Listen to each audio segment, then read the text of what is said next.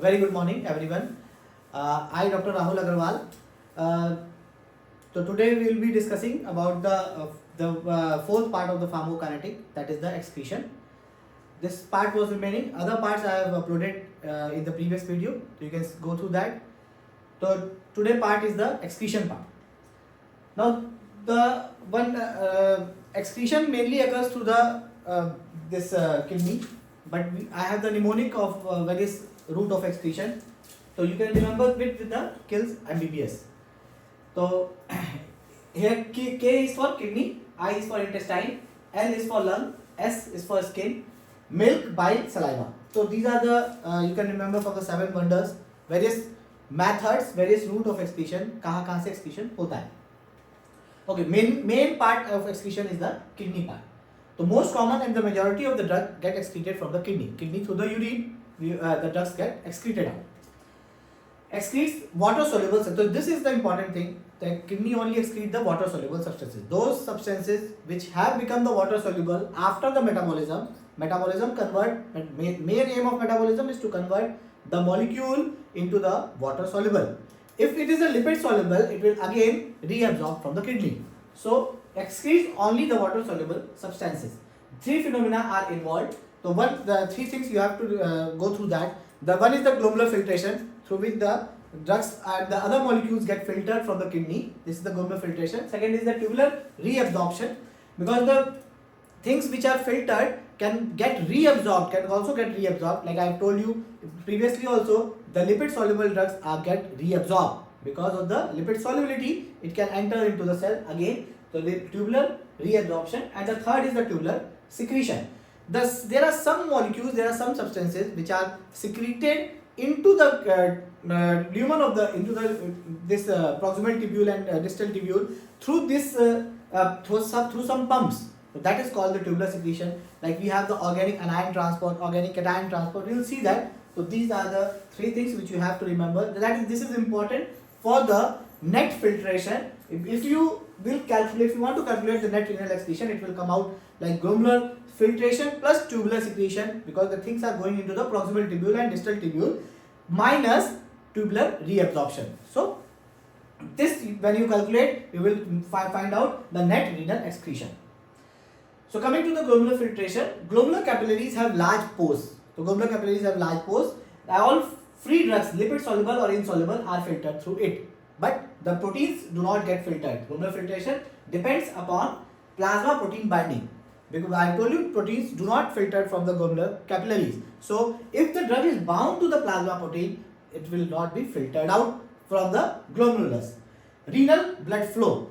जितना ज़्यादा blood flow अच्छा होगा, the more the blood flow to the glomerulus, more will be the this filtration process. Normal GFR is 120 ml per minute. The tubular reabsorption, the second step is the tubular reabsorption, bidirectional process. What is the tubular reabsorption? Tubular reabsorption means the thing or substances or the drug molecule from the renal tubules into the peritubular capillaries. From the tubules, from the lumen of the tubules, it going into the peritubular capillaries. So back into the circulation, you can say that.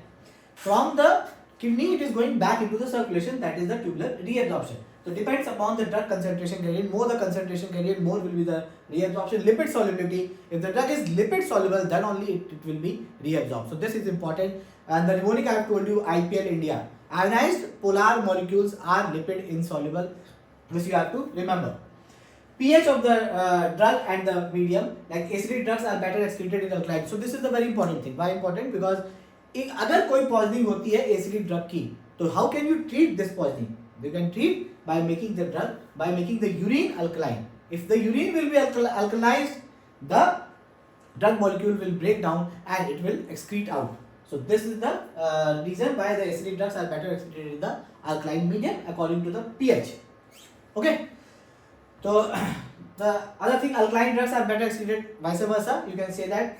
Tubular secretion from peritubular capillaries to proximal. What is tubular secretion? So it is secreting out into the this lumen. So when it is secreted, it will get filtered out. It will get excreted out. So it does not depend on the lipid solubility and plasma protein binding.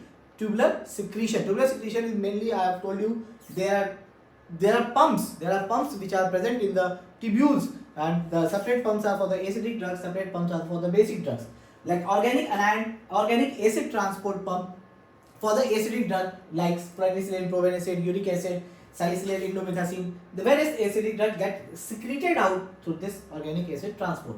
Organic base transport, various drugs like basic drugs, thiazides, amiloride, trimethylene, furosemide. These are the basic drugs which get excreted out through this. So tubular secretion is important. So tubular secretion and glomerular filtration, that makes up your net renal excretion.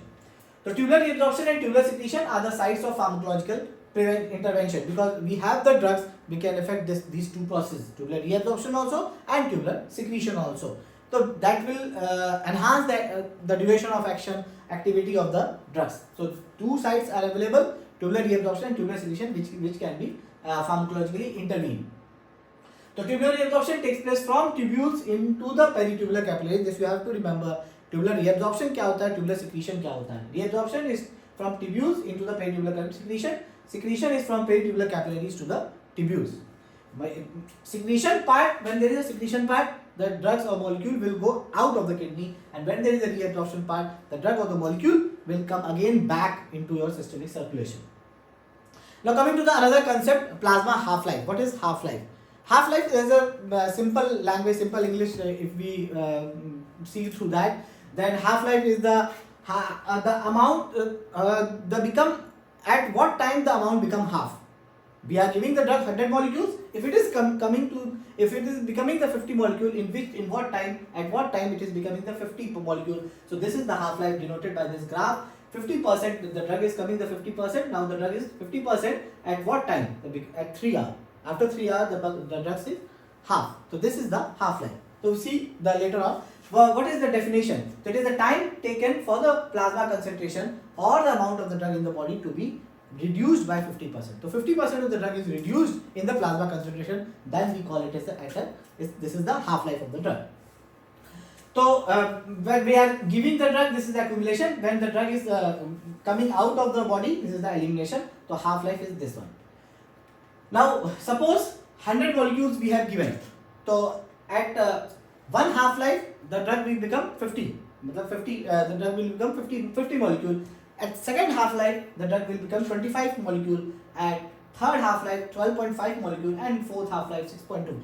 So this we say that at least that 4 to 5 half-life is required for the drug to eliminate entirely. So after 4 half-life, it is becoming 66.25. After 5 half-life, we generally say after 5 half-life, 4 to 5 half-life, the drug will be completely eliminated out of the body. This is the formula of half-life. When you have to calculate the half-life, so it depends on the volume of distribution and clearance. Vd is the volume of distribution we have seen in the previous class, and Cl is the clearance. We will see that clearance also.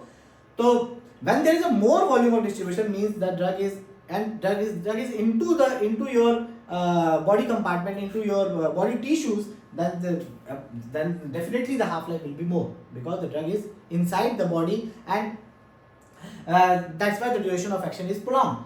If the drug clearance is more, अगर drug clear ज़्यादा हो रही है, drug clearance is more, then half-life will be less, because the drug is no more in the body. So this is the formula of T half is equal to 0.693 into volume of distribution upon clearance. So clinical implications of various half-life: rate of elimination, duration of action. Rate of elimination, when half-life is more, when rate of elimination is more, half-life will be less. Duration of action, half-life more, duration of action more. Dosing interval, designing a dosing regime, time for steady state concentration. I've told you 4 to 5 half-life will take to reach the steady state concentration. Time for complete elimination. So these are the clinical implications of half-life of a drug. Now coming to the clearance. What is clearance?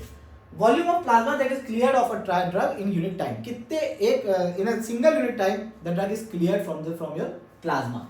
So it expresses as a milliliter per kg per minute. Example, 2 ml per minute, which means this every minute 2 ml of plasma will be cleared from the drug. We see this by the simple diagram. Like this is the drug. Red color is the drug filled plasma, and this one is the drug free plasma. So after one half-life, suppose this molecules is no more, this is excreted out. After another 1 minute, this after another, suppose the half life is 1 minute, so after 1 minute the molecule is getting eliminated, so on. After 55 minutes plasma will be completely cleared. So if we calculate this whole box, then after 55 minutes the plasma will be completely cleared, because all 110 square will be cleared off. So this is how we determine the half life and how much time the drug will be remaining in your body. This is important, and again order of kinetics, first order kinetic and zero order kinetic we have to study here. First order kinetic, and because the drug either follows the first order kinetic or the zero order kinetic. And first order kinetic, remember the F for first, F for fraction. First order means constant fraction of a drug is eliminated per unit time. Constant fraction means percentage of time, and zero order means constant amount of a drug is eliminated per unit time. So you have to remember one mnemonic, F is first and F is fraction. So this you have to remember. First order means fraction, and first is always first. So constant fraction मतलब constant percentage of, यहाँ पे आप देखिएगा, तो after 1 hour the drug is becoming from 100 to 50, means 50% of the drug is eliminated. Now again the drug is becoming 50 to 25, the molecule is 50 only, now it has become 25, again how much percent? 50%, because 50 to 25, 25 to 12.5, how much percent? 50%, 12.5 to 6.525, how much percent? Again you will calculate, then 50% will come. But here what is happening? Here constant amount of a drug is eliminating. Means after 1 hour, after one half life, 1 hour, I am supposing 1 hour is the half life of a drug. After one half life, the drug is becoming 100 to 80. It is not becoming 100 to 50. 20 milligram is excreted out every hour. So drug is becoming 100 to 80. After another 1 hour, now the drug will not become 80 to 40. It will become 80 to 60. Because 20 milligram, 20 amount is excreting out per unit time. That is the definition. Amount of a drug is eliminated per unit time. So 100 to 80, 80 to 60, 60 to 40, 40 to 20. So see the differences. In this zero order kinetic, you can see the drug is remaining how much? 20 milligram. Here the drug is remaining 6.25 milligram after 4 half life. So this drug will remain in your body for longer time. This drug will not remain for a longer time. So which one will cause more adverse effect? This one, because it is for the longer time. So zero order and everywhere जो first आता है, that is more, that is a good thing. So first order kinetic, those drugs which are following the first order kinetic, that is the good drug. Very few drugs follow the zero order kinetic, and most of the drug follows the first order kinetic, this order kinetic only. Okay, very limited amount of drug. You have to remember some names also, like warfarin is there, phenytoin is there. So zero order kinetic is followed by some of the drugs only. So this was the difference between the zero order and the first order kinetic. So this is important thing. Now first order elimination, like you can see, the after 5 it become 2.5, it become 1.25, the 50% is eliminating out, and in the zero order the amount is eliminating out, 2.5 unit per hour, 2.5 unit per hour. This is the graphical representation. Rate of elimination is clearance. The formula of the clearance is rate of elimination divided by plasma concentration. Clearance is equal to rate of elimination divided by plasma concentration. Okay. Rate of elimination. If you take the plasma concentration here, rate of elimination will become directly proportional to plasma concentration. This is the first order kinetic. That is why the first. So rate of elimination directly proportional to plasma concentration. Here rate of elimination is independent of the plasma concentration. Okay. मतलब plasma concentration जितना होगा, if the plasma concentration is more will be the rate of elimination. वहाँ पे जितना भी plasma concentration होगा, rate of elimination will be the 20, like in the previous example I have shown you 20 milligram every hour. Now this is important again. The differences are asked very frequently in exam. What is the difference between first order and zero order? One difference you know. I think you know that F for first, F for fraction. So remember the difference of the definition. Constant fraction of a drug is eliminated per unit time, and here constant amount of a drug is eliminated per unit time. Rate of elimination proportional to plasma concentration, like in the previous slide I have shown you the this one equation. So you can derive from this equation also. So rate of elimination directly proportional to plasma concentration. Here rate of elimination will be independent because it is a zero order kinetic. Clearance remains constant. Here clearance is more at low concentration and less at high concentration. And more concentration अगर ज़्यादा होगा तो clearance is more and less at high concentration. And here half life remains constant. Half life is less at low concentration क्योंकि concentration अगर कम होगा half life less होगी and more at high concentration. You can derive the जो equation बताएं उसे derive कर सकते हैं आप. Half life is less at low concentration and more at high concentration. Most of the drug follows the first order kinetic. This we have seen. First order kinetic follows most of the drug. Very few drugs follow the zero order kinetic like alcohol, warfarin, phenytoin. You can also add these two drugs also. Therapeutic index. What is therapeutic index? Now, this is another again important topic. So see some important points in that also. Therapeutic index is the margin of the safety of the drug. At what concentration the drug is safe. So this is the therapeutic index. Margin of safety of drug that exists between the dose of drug that produce the desired effect. Because there is a line where we say now the desired effect is starting and now the adverse effect will start. 50% of population and those that produce the adverse effect in 50% of the population. Okay. So if there is an adverse effect, that is the toxic level is there. So LD50 is the lethal dose and ED50 is the effective dose. So it is given by the equation LD50 upon ED50. You can remember this equation again by the mnemonic of time. Therapeutic index is the LD50 upon ED50. Okay.